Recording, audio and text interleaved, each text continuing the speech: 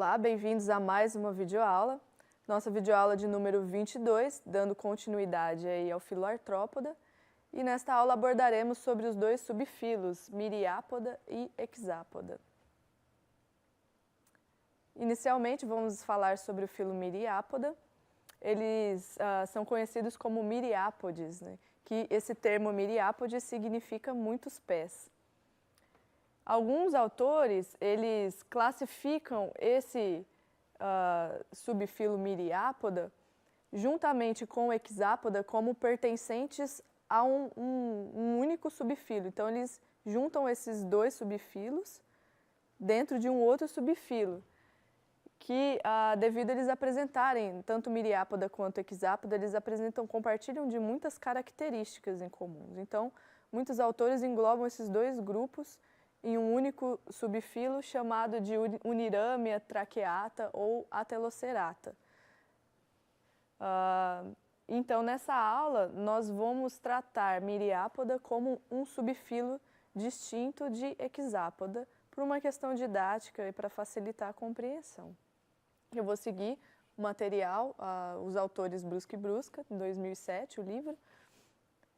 E esse grupo, todos os Myriápodes modernos, eles são terrestres, né? Existem um ancestral, um registro fóssil de um possível ancestral, que era marinho. São em torno de 11.500 espécies vivas descritas, e aqui como representante nós temos as lacraias, centopeias, né? Aqui na figura representando o piolho de cobra. As características gerais deste grupo: eles apresentam um corpo dividido em cabeça e tronco longo, como vocês podem observar nessa figura, dividido em duas partes. São 4 pares de apêndices cefálicos, que é uma característica que eles compartilham com o Hexapoda. Eles apresentam pares de antenas, mandíbulas e primeiras e segundas maxilas, são 2 pares de maxilas. Eles apresentam a metameria, é a repetição dos órgãos ao longo do segmento. Então, como metameria, eles apresentam os ósteos cardíacos segmentares, as traqueias e gânglios.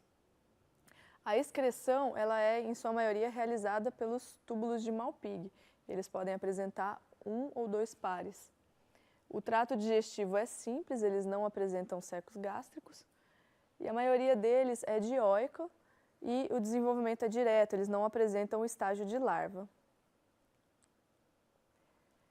E a principal característica que diferencia Myriapoda de Hexapoda é exatamente essa divisão do corpo em 2 partes, em cabeça e tronco. Então, essa seria que uma sinapomorfia de Myriapoda para diferenciar de Hexapoda. Esse subfilo ele é dividido em 4 classes, segundo o material que eu sigo. Então, as 4 classes são Quilópoda, Diplópoda, Paurópoda e Sínfila. Quilópoda e Diplópoda, eles são classes que constituem aí dos animais mais conhecidos, né? As lacraias, centopeias, piolhos de cobra. E aqui eu coloquei um representante de cada, para vocês terem uma ideia de como são esses animais. Então, vamos falar aí sobre cada uma dessas classes, né? A classe Quilópoda, que tem como representante as centopeias e as lacraias. Eles costumam viver em locais úmidos, escondidos sobre tronco, sobre pedras. E eles alimentam principalmente de insetos e minhocas. Eles apresentam uma estrutura que são como garras, né? Que essas garras apresentam veneno que eles inoculam na presa para matar essa presa, né? E auxiliam aí na alimentação. E aí eles maceram essa presa com a mandíbula. Essa classe Quilópoda, eles apresentam vários segmentos do tronco não fundidos e cada um com um par de pernas. O primeiro par de pernas, como eu mencionei, vocês podem observar aqui, ela é modificada em garras de veneno e ela é chamada de maxilípede. Vocês podem observar nessa figura essa estrutura aqui. Além do maxilípede, a gente também pode observar os 2 pares de maxila, que vão auxiliar na alimentação. E aqui a divisão do corpo desse animal. Com relação à classe Diplópoda, eles têm como representantes os famosos piolhos de cobra, que é muito encontrado em jardim. Existem 8.000 espécies descritas. Algumas espécies podem apresentar aí as formas coloridas, né? A coloração azul, amarelo, vermelho, mas o mais comum de se encontrar são esses animais mais acinzentados, mais comum em jardim. Eles, diferente da ordem anterior, eles não apresentam garras de veneno, mas eles podem apresentar umas glândulas repugnatórias que auxiliam aí em afugentar um possível predador. Então, essa classe Diplópoda, ela tem como principal característica a presença de os segmentos do tronco fundido em pares. Esse segmento, essa fusão desses segmentos, a gente chama de diplosegmento. E a maioria desses diplosegmentos, eles apresentam 2 pares de pernas, 2 pares de espiráculos, de gânglios, ósseos cardíacos, como a gente pode observar nessa figura da direita de vocês, né? Essa figura representa um diplosegmento. Vocês podem ver os pares de apêndices saindo juntos, né, de um mesmo segmento, os pares de apêndices. Aqui nós vemos a cabeça e parte do tronco desse animal. As mandíbulas, a gente pode observar a mandíbula, a antena desse animal, os apêndices, né? Aqui dá para ver também um diplosegmento, né? Essa figura da direita seria que ampliando um pedaço de um segmento desse animal. Então aqui a gente vê 2 pares de pernas saindo de um mesmo segmento. E a classe Paurópoda, eles são um grupo de animais diminutos, extremamente pequenos, menor do que 2 milímetros. E eles são pouco estudados, pouco conhecidos. Também têm hábitos, vivem em locais úmidos, né, sobre pedras, escondidos. E é um grupo pequeno, existem em torno aí de 500 espécies. E eles não possuem olhos. E mais, eles podem apresentar um par de órgãos sensoriais que vão funcionar como se fossem olhos. Eles normalmente apresentam 9 pares de pernas, a maioria dos representantes desse grupo, e apresentam alguns segmentos do corpo parcialmente fundidos, só que não chega a ser um diplosegmento. E eles não apresentam sistema traqueal, as trocas são por difusão, não apresentam espiráculos e nem sistema circulatório, são animais bastante simples. Aqui uma figura demonstrando como seria esse animal. E a classe Sínfila. Classe Sínfila composta aí por pequenos animais, o tamanho varia de 2 a 10 milímetros. Um grupo menor ainda, 160 espécies compõem esse grupo. Também com os mesmos hábitos, vivendo em locais úmidos, em humus, né? Se alimentando aí de detritos. O corpo lembra muito o corpo da centopeia, se vocês observarem nessa figura. Lembra bastante as centopeias, lacraias. E eles são considerados pragas, então eles têm aí a sua importância econômica, que eles podem ser pragas de flores em estufas, pragas de vegetais. E eles não possuem olhos, mas eles apresentam um poro sensorial na antena que vai funcionar como se fosse um olho, né? Então, a grosso modo de se dizer, eles enxergariam pelas antenas. E o sistema traqueal, eles apresentam um par de espiráculos na cabeça e tubos traqueais nos segmentos anteriores. Nos primeiros 12 segmentos do corpo, eles apresentam um par de pernas. E o penúltimo segmento, eles apresentam uma fiandeira, que é uma estrutura semelhante a pernas, né? E longo par de pelos sensoriais. Aqui uma figura representando os ovos também desse animal. E o filo, finalmente, vamos para o subfilo Hexápoda, que tem aí como representante os insetos, né? É o maior subfilo que existe, o maior subfilo que se tem, né, de maior diversidade. Então, nós temos representantes dos insetos, colêmbolos, protúrios e dipluros. Como eu mencionei, o grupo mais diverso e abundante. E a principal característica desse grupo é a divisão em cabeça, tórax e abdômen. Esse corpo é dividido em 3 partes, né? Essa é a principal característica desse grupo. Então, eles apresentam pernas uniremes, presentes nos 3 segmentos torácicos dos adultos e um par por segmento.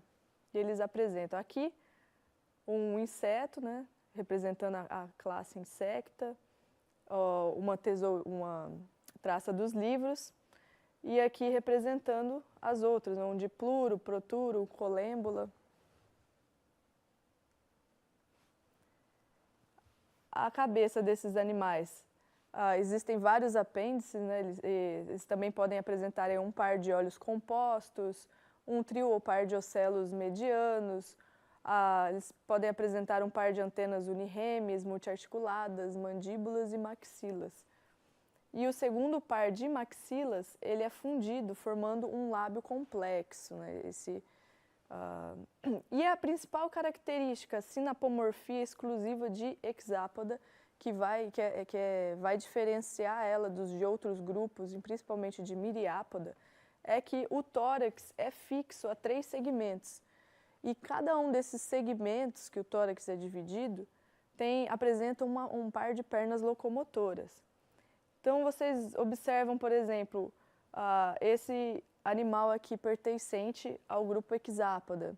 Ele é muito semelhante a um miriápoda, só que vocês vão diferenciar ele exatamente por essa característica, né? Eles apresentam esses 3 pares de pernas, enquanto um miriápoda apresenta vários pares de pernas. Então, por essa característica principalmente, você consegue distinguir os 2 grupos. E aqui nós vamos focar nessa aula na classe Entognata. Na próxima aula abordaremos sobre a classe Insecta.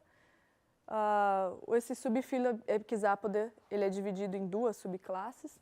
Dentro da subclasse Entognata nós temos 3 ordens, Colêmbula, Protura e Diplura. E a classe Insecta, ela é uma classe muito extensa, existem 30 ordens que compõem essa classe. E estima-se aí que estejam entre de 3 a 100 milhões de insetos existentes ainda a serem descobertos e descritos. Aqui eu montei um quadro para facilitar para você como distinguir, diferenciar essas 2 classes, né, a classe Entognata e a classe Insecta. Então, as principais características que diferenciam uma classe da outra seriam os apêndices bucais, a forma como esses apêndices bucais estão posicionados no animal, as mandíbulas e os túbulos de Malpighi. Então, os apêndices bucais na classe Entognata, eles vão ser escondidos dentro de uma cápsula cefálica, e na classe Insecta eles já são expostos, né? Projetando-se da cápsula cefálica. As mandíbulas em Entognata, eles apresentam uma única articulação, enquanto que na classe Insecta eles apresentam 2 pontos de articulação, exceto nessa ordem aqui. Os túbulos de Malpighi, eles podem ser ausentes ou pouco desenvolvidos em Entognata, e na classe Insecta eles vão ser bem desenvolvidos, esses túbulos de Malpighi. Então, vamos aí tratar da classe Entognata, a ordem Colêmbula. Eles são os primeiros fósseis de hexápodes conhecidos, né? Eles são esse grupo aí, Colêmbula. A maioria alimenta-se de matéria vegetal em decomposição e fungos. São em torno de 6 mil espécies descritas, inclusive o Colêmbula ele tem muita importância em museus, né? Muitas vezes, por eles se alimentarem de detritos, de matéria em decomposição, eles podem atacar coleções de insetos e aí prejudicar aí um museu de insetos, né? Os animais que estão ali no museu de insetos. Eles são menor do que 6 milímetros, são animais pequenos. Eles não apresentam asas nem cercos e as antenas são curtas. Essa é uma característica para diferenciar, que diferencia as ordens, né? Se vocês observarem, a antena é curta. Quando eu falo curta, porque ela tem poucos segmentos, são 4 artículos aí que dividem essa antena. Túbulos de Malpighi, eles não apresentam túbulos de Malpighi, e o aparelho bucal é mastigador, e eles apresentam uma estrutura anexa chamada de colóforo, que ela estará aí, principalmente com a função de excreção de água, captação e excreção de água. E a classe entognata, a ordem Protura. A ordem Protura, esses animais, eles têm o hábito de viver no solo úmido, eles alimentam-se de matéria orgânica em decomposição, esporos de fungo. É um grupo pequeno, em torno de 200 espécies conhecidas, e o tamanho reduzido, são menores aí do que 2 milímetros, né? Os olhos e antenas são ausentes, se vocês observarem na figura, não apresenta antenas, diferente do outro que a antena é curta. Neste grupo Protura, a antena é ausente. Então, para poder suprir essa ausência de olhos, eles têm o primeiro par de pernas com função sensorial. Então, através do primeiro par de pernas, né, eles vão reconhecer o ambiente. Porque muitos grupos que às vezes não têm olhos, eles podem utilizar a antena para poder comunicar e reconhecer o ambiente. Nesse caso, não há olhos e nem antenas, o primeiro par de pernas vai ter essa função. Túbulos de Malpighi, eles são pouco desenvolvidos nesse grupo, e as peças bucais são sugadoras. Já a ordem de Plura, eles também vivem em locais úmidos, já é um grupo um pouco maior, 650 espécies, e eles assemelham-se às traças do livro, né, que pertence aí à classe Insecta, que eu coloquei para demonstrar para vocês, eles são parecidos, porque eles apresentam também filamentos, né? Só que diferente da traça dos livros, a traça dos livros apresenta 3 filamentos, e esse grupo apresenta 2 filamentos só, na porção final do abdômen, do tronco, né? Os olhos e ocelos são ausentes e as antenas são longas, se vocês podem observar, elas são divididas em vários artículos, né? Uma antena longa. O túbulo de Malpighi nesse grupo é ausente e as peças bucais são mastigadoras. E essa foi nossa aula de hoje, falamos aí sobre o subfilo Myriapoda, os principais grupos que compõem esse subfilo. Iniciamos aí o subfilo Hexapoda, falando sobre a classe Entognata. Na próxima aula abordaremos sobre a classe Insecta. Muito obrigada e bons estudos.